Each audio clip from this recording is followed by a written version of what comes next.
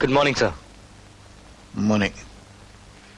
मुलजिम की गिरफ्तारी पर मैं तुम्हें मुबारकबाद देने आया था,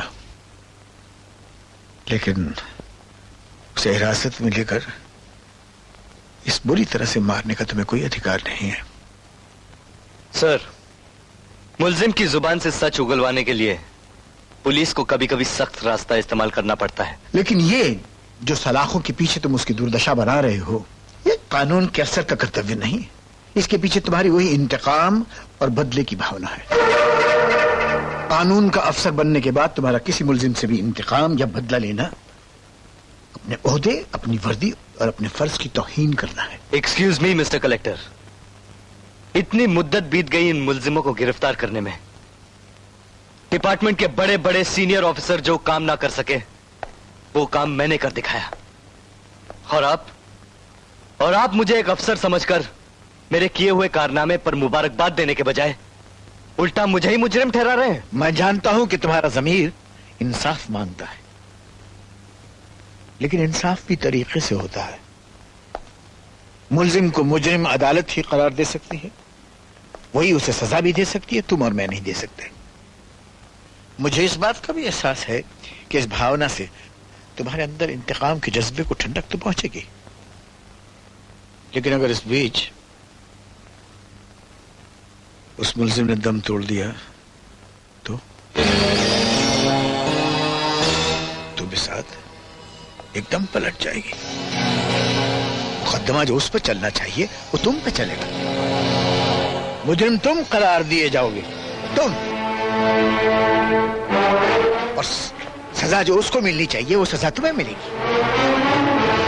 और फिर उसके बाद उसका कोई उपाय नहीं होगा, कोई नहीं।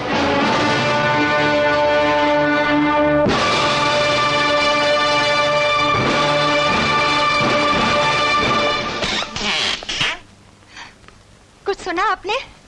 कुछ सुना? हमारा बेटा पुलिस ऑफिसर बनकर वापस इस शहर में आ गया है। क्या इतनी अच्छी खबर सुनाई और आप हो किए जा रहे हैं? और आते ही उसने एक बहुत बड़े मुजरिम को गिरफ्तार भी कर लिया है। आपके पीए ने तो मुझे फोन पर बताया था। इतने दिन बाहर रहा, जाने बेचारे ने कभी कुछ ठीक से खाया भी होगा या नहीं। मैंने उसकी सारी मनपसंद चीजें आज घर में बनाई हैं। देखो रानी, तुमने उसकी मनपसंद चीजें बनाई हैं, लेकिन वो मनपसंद चीजें खाने तुम्हारे घर आएगा? क्या मतलब? क्यों नहीं आएगा? याद नहीं तुमको? उसने प्रतिज्ञा ली थी। प्रतिज्ञा ली थी उसने कि जब तक मैं जिंदगी में कुछ बन नहीं जाऊंगा, अपने मकसद में कामयाब नहीं हो जाऊंगा, मैं अपने इस घर में कदम नहीं रखूंगा। वो प्रतिज्ञा वतिज्ञा मैं नहीं जानती। देखिए, वो इस शहर में आया है और इस घर में ना आए। कहीं आपने तो उसे यहाँ आने से मना नहीं किया? मैं क्यों उसको मना करूंगा? जाके आप खुद उससे क्यों नहीं पूछती कि इतने दिन हो गए वो आज तक घर क्यों नहीं आया? पुलिस स्टेशन के करीब उन्होंने किराए का मकान ले रखा है। क्या? जी हाँ, किराए का मकान? किराए का मकान। आप ये सब कुछ जानते हैं फिर भी खामोश है? चलिए अभी हम उसे लेके आते हैं यहाँ इसी वक्त। मैं नहीं जाऊंगा मैडम। आपका बेटा माना बड़ा जिद्दी है, लेकिन मैं भी कोई मूंग की टिकिया नहीं हूं जो पिघल जाऊंगा। उसका बाप हूं मैं। अगर आपको जाना हो तो जाइए, मुझे कोई एतराज नहीं है, लेकिन जहां तक मेरा सवाल है,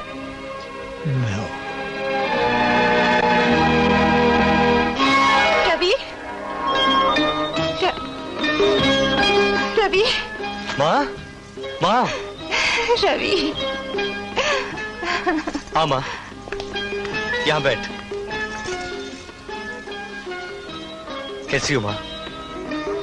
अब पूछ रहा है कैसी हूँ? ए माँ। अच्छा ये तो बता, अपना घर छोड़ के यहाँ किराए के मकान में क्यों रह रहा है? पता है तेरे पिताजी को कितना दुख हुआ है। चल मेरे साथ। कहाँ माँ? अपने घर। और कहाँ? माँ, तुमने मुझे पाल पोस कर बड़ा किया है। हमेशा डैडी की मिसालें दिया करती थी। उनकी राह पे चलना तुम्ही ने मुझे सिखाया है। और जब मैंने उनके सारे गुण अपना लिए तो मैं इनकी शख्सियत को कैसे भूल सकता हूं माँ? इसलिए जब तक मैं अपने मकसद में पूरी तरह कामयाब नहीं हो जाता, मैं घर नहीं आऊंगा माँ। वो मैं कुछ नहीं जानती। अब तू चल मेरे साथ घर। माँ। मुझे मजबूर मत कर, मैं इस वक्त घर नहीं आ सकता। तो फिर तूने मुझे फोन करके क्यों कहा कि मैं शहर आते ही घर चला आऊंगा? मैंने? फोन पर? कब? अप्रैल की पहली तारीख को, भूल गया? माँ, मैंने तो फोन नहीं किया, लेकिन मैं जानता हूँ कि किसने किया होगा। तूने नहीं किया था फोन? नहीं माँ। तो फिर किसने किया था? डैडी के सिवा और कौन हो सकता है? तुम्हारी हालत देखकर उनसे रहा नहीं गया होगा।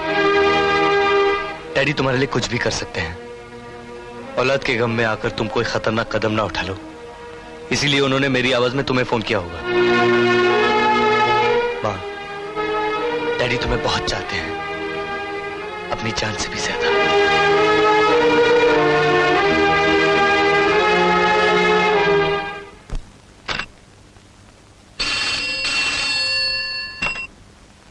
हेलो, कौन? 20 साल बाद जिस देश में गंगा बहती है, जब जब फूल खिले, एक कली मुस्काई, पहचान वो कौन थी? ABCDEFG। कहीं तू पागलखाने से तो भागे नहीं है? वाकई कामयाबी तुम्हें छूकर पागल हो गई और मैं वो खबर सुनकर पागल हो गई। कहिए, क्या आप इस पगली पर एक नजर डालोगे? तो फिर गौर से सुनो। शहर से 15 किलोमीटर दूर आशिकों का एक क्लब है, जहां आशिक छुप छुप कर मिलते हैं। जैसे ही तुम वहां आओगे, मैं तुम्हें अपने मद भरी आंखों के प्याले से नशे के ऐसे जाम पिलाऊंगी कि तुम देखते ही रह जाओगे। ओके।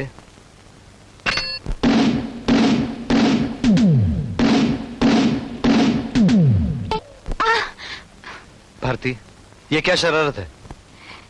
ये शरारत नहीं जनाब, आपको हमारी याद दिलाने की दवा है। अच्छा, तुम हमें ऐसी कड़वी दवा पिलाती रहोगी या अमृत की भी दवा पिलाओगी? अमृत की दवा? ये क्या है? नहीं मालूम। वो देखो उधर।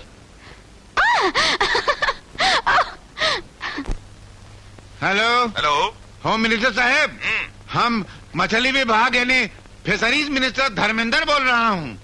साहब, वो इंस्पेक्टर रवि को कोई तबादला बदला नहीं करा, कुछ भी करके हमरे बेटे को बचाए ले साहब। मिस्टर धर्मेंद्र, मैं इस मामले में कुछ नहीं कर सकता, वरना सारा इल्जाम मेरे सर पर आ जाएगा। I am sorry.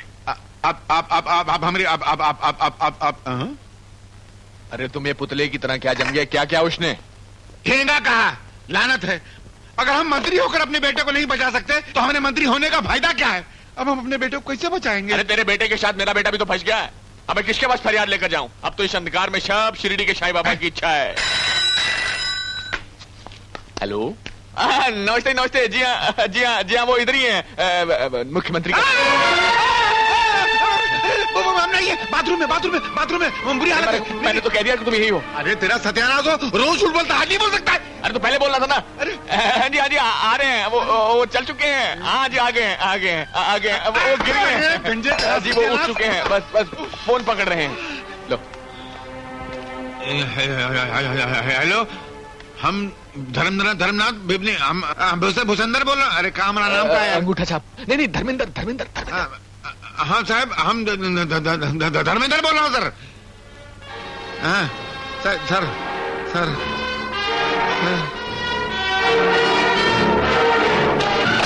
अरे क्या हुआ? तुम इस सड़े हुए पुराने पेड़ की तरह गिर क्यों पड़े? अरे क्या कहा मुख्यमंत्री जी ने? वो कहा कि हमने फौरन इस्तीफा नहीं दिया तो हमको डिसमिस करा ही देंगे। सर, ये देखिए, उस राम प्रसाद ने आपके बारे में क्या लिखा है? क्या लिखा है? भूषणनाथ बड़बोले की मंत्री पदवी गई, तू मुख्यमंत्री बनेगा। इस हरामखोर घर पुड़ू नालायक को पहले से कैसे पता चल गया कि हमारी गद्दी जाने वाली है? चलो वो तो ठीक है, उसने ये कैसे छाप दिया कि हम मुख्यमंत्री बन जाऊंगा? ये साला हमारा मजाक उड़ाता है, हमने बेइज्जती खराब करता है, हम इसको जिंदा नहीं छोड़ूंगा। ठहरो, तुम बाहर जाओ जी। चल। देखो भूषणनाथ, अगर राम प्रसाद जैसा इंटेलिजेंट और अक्लमंद एडिटर इस तरह की कोई खबर छापता है तो जरूर उस खबर के पीछे कोई बहुत बड़ा राज है। हम फौरन उसके पास जाकर मामले का पता चलाते हैं, पहले उसके हाथ जोड़ेंगे और अगर नहीं माना तो उसके हाथ तोड़ेंगे।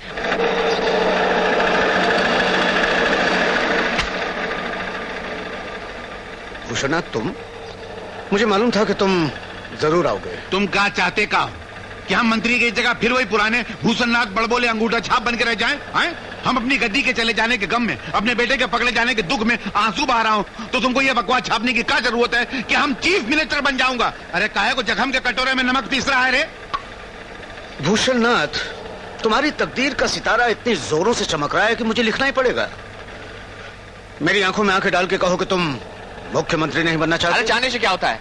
और इस अंगूठा छाप को छोड़ो, कल को मैं प्रधानमंत्री बनना चाहूंगा तो बन जाऊंगा क्या?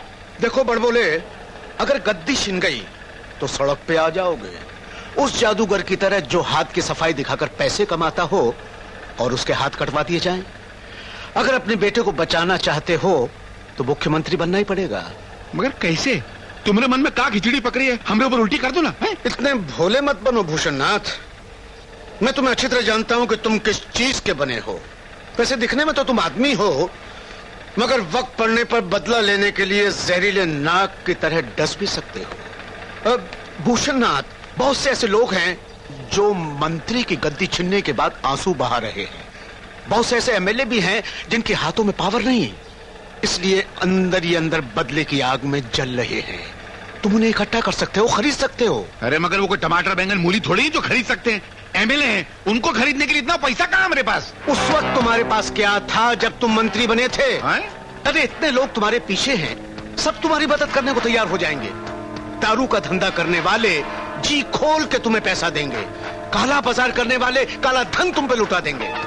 और ऐसे बहुत से एमएलए हैं जो राजनीति की मार्केट में बिकने को तैयार खड़े हैं, उन सबको तुम खरीद सकते हो।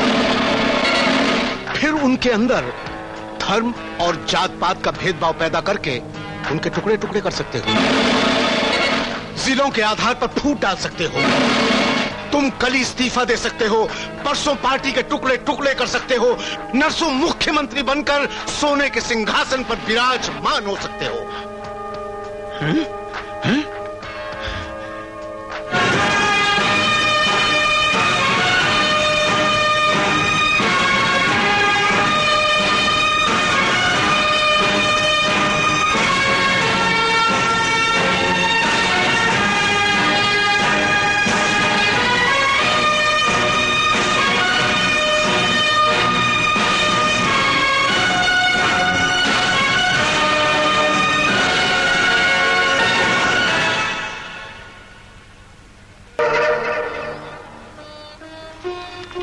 ये मिनिस्टर की फाइल है सर।